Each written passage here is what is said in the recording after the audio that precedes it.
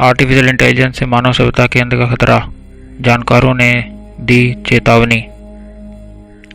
Artificial intelligence यानी AI से इंसानी वजूद को खतरा हो सकता है।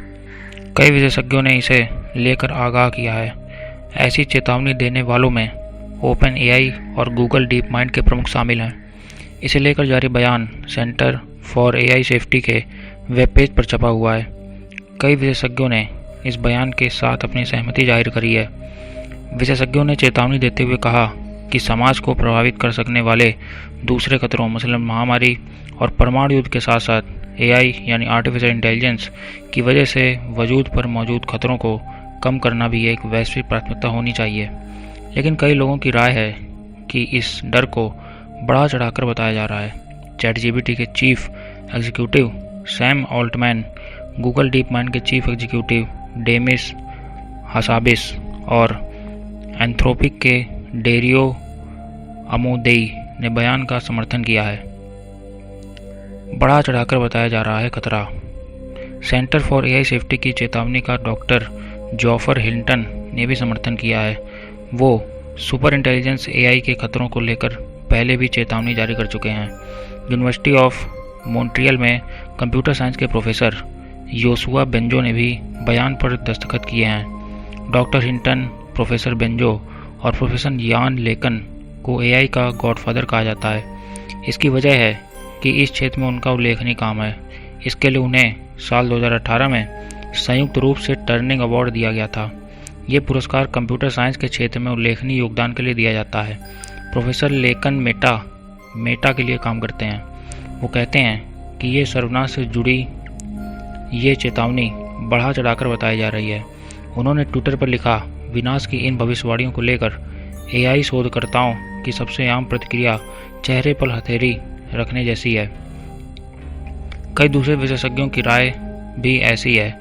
वो कहते हैं कि एआई मानवता को खत्म कर देगी। ये डर वास्तविक नहीं है। ये बातें सिस्टम में पहले से ही मौजूद पूर्वाग्रह जैसी दिक्कतों से ध्यान हटा सकती हैं। प्रिंसटन यूनिवर्सिटी में कंप्यूटर वैज्ञानिक अरविंद नारायण ने कहा कि साई-फाई जैसा विनाशकारी घटनाक्रम वास्तविक नहीं है। उनके मुताबिक मौजूदा एआई ऐसे जोखिमों के सच में तब्दील होने की क्षमता नहीं रखता है। नतीजतन ये हाल फिलहाल एआई से हो सकने वाले नुकसान की ओर से ध्यान हटा रहा है। Oxford institute of ethics in AI की सीनियर रिसर्च एसोसिएट एलिजाबेथ रेनियरिस ने कहा कि वो मौजूदा वक्त के करीबी दौर के खतरों को लेकर ज़्यादा फिक्रमंद हैं। उन्होंने कहा, एआई की तरक्की से खुद ब खुद लिए जाने वाले ऐसे फैसलों की क्षमता बढ़ेगी जो पूर्वाग्रह वाले हैं, जिसमें भेदभाव होता है, लोगों को अलग थलग किया जाता है और निष्पक्ष नहीं होते हैं। इसकी समीक्षा नहीं हो सकती और उन पर बहस नहीं होते हैं। उनके मुताबिक इससे मात्रा में बेतहाशा इजाफा होगा और गलत जानकारियां फैलेंगी। इससे हकीकत सही रूप से सामने नहीं आएगी। लोगों का भरोसा घटेगा। इससे असमानता और बढ़ेगी, खासकर उनके लिए जो डिजिटल तौर पर विभाजित दुनिया के कमज़ोर हिस्से की तरफ हैं। क्या हो सुरक्षित रास्ता? वो कहती हैं कि एआई के कई टूल अब तक के इंसानी अनुभव के लिहाज से भी फ्री राइड की तरह हैं।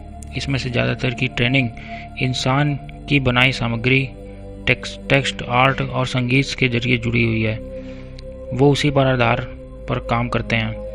उन्हें तैयार करने वालों ने प्रभावी तरीकों से तमाम दौलत और ताकत को आम लोगों के बीच हटाकर चंद निजी संस्थानों में लगाया है। लेकिन सेंटर फॉर सेफ्टी के डायरेक्टर डैन हेड्राइट्स ने कहा कि आने वाले वक्त के जोखिम और आज की चिंताओं को परस्पर विरोध के तौर पर नहीं देखा जा सकता है या नहीं देखा जाना चाहिए। वो कहते हैं कि कुछ मुद्दों को आज हल कर लिए जाए तो इसके लिए आगे सामने आने वाली जोखिमों को हल करने में मदद मिल सकती है।